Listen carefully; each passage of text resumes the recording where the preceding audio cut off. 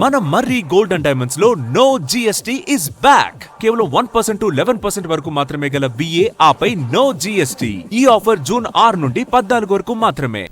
సాధ్యమైతే ఓట్ చోరీ కాకపోతే సీట్ చోరీ అన్నట్లుగా బీజేపీ వ్యవహరిస్తోందని ముఖ్యమంత్రి రేవంత్ రెడ్డి ధ్వజమెత్తారు. రాజ్యసభ ఎన్నికల్లో అదే చేశారని ఆరోపించారు. ప్రధాని మోదీ ఇప్పుడు ఎన్ని అరాచకాలు చేసినా కాలమే సమాధానం చెబుతుందని హెచ్చరించారు. కేబినెట్ సమావేశాలకు రానని కిషన్ రెడ్డి చెబితే తుమ్మడిహెట్టి ప్రాజెక్టు కోసం మహారాష్ట్ర నుంచి కేంద్రం భూమి ఇప్పిస్తుంది కదా అని ప్రశ్నించారు. ఈటెల రాజేందర్ కు పేరొస్తుందనే కిషన్ రెడ్డి మెట్రో రైలును అడ్డుకుంటున్నారని ఆరోపించారు. ముఖ్యమంత్రి రేవంత్ రెడ్డి ఢిల్లీలో పాత్రికేయులతో ఇష్టాగోష్ఠిగా మాట్లాడారు. మీనాక్షి నటరాజన్ నామినేషన్ తిరస్కరణ, ప్రాజెక్టులకు కేంద్రం అనుమతులు సహా పలు అంశాలపై తన అభిప్రాయాలు పంచుకున్నారు. గాంధీ ఆదర్శాలతో నడుచుకునే మహిళా నేత మీనాక్షి నామినేషన్ను తిరస్కరింపజేయడం ద్వారా బీజేపీ నాయకులు మహాత్మాగాంధీ భావజాలాన్ని ఓడించారని ధ్వజమెత్తారు. ప్రధాని మోదీ ఉత్తర కొరియా నియంత కిమ్ జాంగ్ ఉన్లా వ్యవహరిస్తున్నారని ఆరోపించారు. మీనాక్షి నటరాజన్పై ఎఫ్ఐఆరే లేదన్నారు. ఎన్నికల అఫిడవిట్లో తెలపాల్సింది క్రిమినల్ కేసులే కానీ కోర్టు నోటీసుల గురించి కాదన్నారు. మోదీకి దేశంలో 1000 మంది నోటీసులిస్తే వాటన్నింటినీ అఫిడవిట్లో చెబుతారా అని రేవంత్ ప్రశ్నించారు. బీజేపీ, బీఆర్ఎస్లకు అడ్డుగా తానే ఉన్నాను కాబట్టి మీనాక్షిపై కేసున్న విషయం చెప్పానని తప్పుడు ప్రచారం చేస్తున్నానన్నారు. ప్రతిపక్ష పార్టీల ప్రభుత్వాలున్న రాష్ట్రాలకు నిధుల విషయంలో కేంద్రం పక్షపాతంతో వ్యవహరిస్తోందని సీఎం ఆరోపించారు. ప్రధానమంత్రిని మార్చడమే ఇందుకు పరిష్కారమని, మేమా పని చేసి నిధులు తెచ్చుకుంటామన్నారు.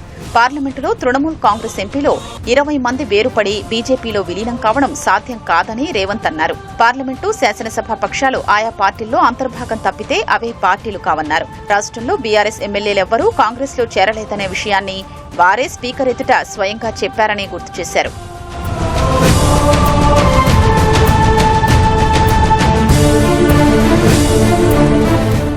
తెలంగాణ గురించి మాట్లాడేందుకు పవన్ కళ్యాణ్ కు ఎంత స్వేచ్ఛ ఉందో ఆయన మాటలపై స్పందించే స్వేచ్ఛ మాకు అంతే ఉంటుందని సీఎం స్పష్టం చేశారు.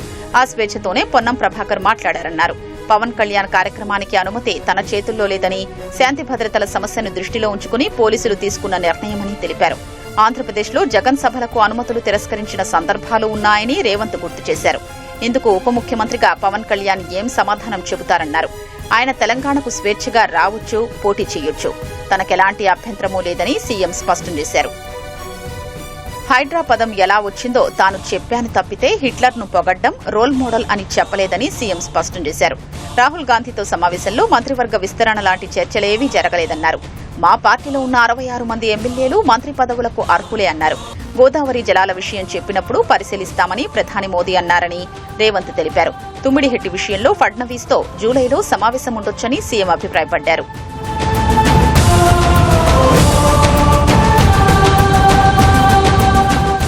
కేంద్ర మంత్రి కిషన్ రెడ్డి రాష్ట్రానికి రావాల్సిన ప్రాజెక్టులన్నింటినీ అడ్డుకుంటున్నారని ఆరోపించారు. ఆయన ప్రతి కేంద్ర మంత్రిని కలిసినప్పుడల్లా తెలంగాణకు ఏమీ ఇవ్వొద్దని చెప్తున్నారని పేర్కొన్నారు. నిజంగా రాష్ట్ర ప్రాజెక్టులకు కిషన్ రెడ్డి అడ్డుపడకపోయి ఉంటే మెట్రోకు ఐఆర్ఎఫ్సీ ఇచ్చిన రుణం ఇంతవరకు ఎందుకు విడుదల కాలేదన్నారు. 360 కిలోమీటర్ల ఆర్ఆర్ఆర్ ఎందుకు ముందుకు పోలేదన్నారు.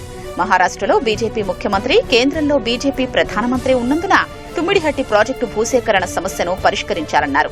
నాడు చంద్రబాబు హెచ్చరించినట్లుగానే 1500 ఎకరాలు మహారాష్ట్ర నుంచి ఇప్పించకపోతే కేబినెట్ సమావేశాలకు రానని కిషన్ రెడ్డి హెచ్చరించాలన్నారు. ఒకవేళ కిషన్ రెడ్డికి చేత కాకపోతే కేంద్ర మంత్రి పదవికి రాజీనామా చేస్తే తెలంగాణ నుంచి మరొకరు ఆ పదవి చేపట్టి రాష్ట్రానికి న్యాయం చేస్తారన్నారు. కేటీఆర్ చెప్పినట్లు కిషన్ రెడ్డి ఢిల్లీలో ఆడుతున్నారని ఆరోపించారు. మెట్రో రైలు వస్తే అత్యధికంగా మల్కాజ్గిరి పార్లమెంటు నియోజకవర్గానికి ప్రయోజనం కలుగుతుందని, ఈటలకు పేరొస్తుందని కిషన్ రెడ్డి రాకుండా చూస్తున్నారని ఆరోపించారు.